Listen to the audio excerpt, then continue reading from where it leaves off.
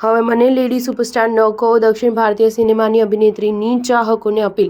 દક્ષિણ ભારતીય સિનેમાની લોકપ્રિય અભિનેત્રી નયનતારાને સાઉથની લેડી સુપરસ્ટાર પણ કહેવામાં આવે છે અને હવે અભિનેત્રીએ આ ટાઇટલ વિશે વાત કરી અને તેના ચાહકોને સલાહ આપી છે કે મને લેડી સુપરસ્ટાર ન કહે.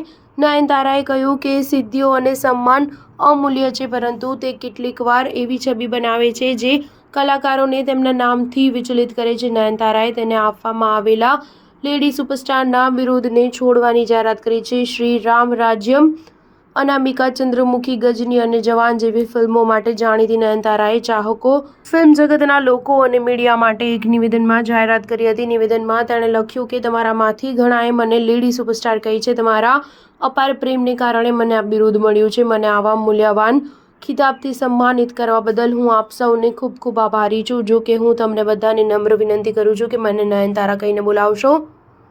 આ માટે કેમ કે મને લાગે છે કે આ નામ મારા દિલની નજીક છે. તે દર્શાવે છે કે હું માત્ર એક કલાકાર તરીકે જ નહીં પણ એક વ્યક્તિ તરીકે કોણ છું. ઉપાધિઓ અને પ્રશંસાઓ અમૂલ્ય છે, પરંતુ તે કેટલીકવાર એવી છબી બનાવી શકે છે કે જે અમને અમારા કાર્ય, અમારી કલા અને પ્રેક્ષકો સાથેના અમારા બિનશરતી બંધનથી અલગ કરી દે છે. નયનતારાએ કહ્યું હતું કે પ્રેમની ભાષા દરેક સીમાઓ પાર કરીને લોકોને જોડે છે. જો કે આપણે આ બધા ભવિષ્યને જાણતા નથી. હું ખૂબ ખુશ છું. તમારું અતૂટ સમર્થન જોડાયેલું રહેશે અને તમારું મનોરંજન કરવાની મારી મહેનત પણ ચાલુ રહેશે. સિનેમા જ આપણને એક કરે છે અને આપણે તેની સાથે મળીને ઉજવણી કરતા રહેવું જોઈએ. પ્રેમ, આદર અને સન્માન સાથે નયનતારા. અભિનેત્રીએ પોતાની પોસ્ટમાં લખ્યું કે નયનતારા હંમેશા નયનતારા અને માત્ર નયનતારા જ રહેશે.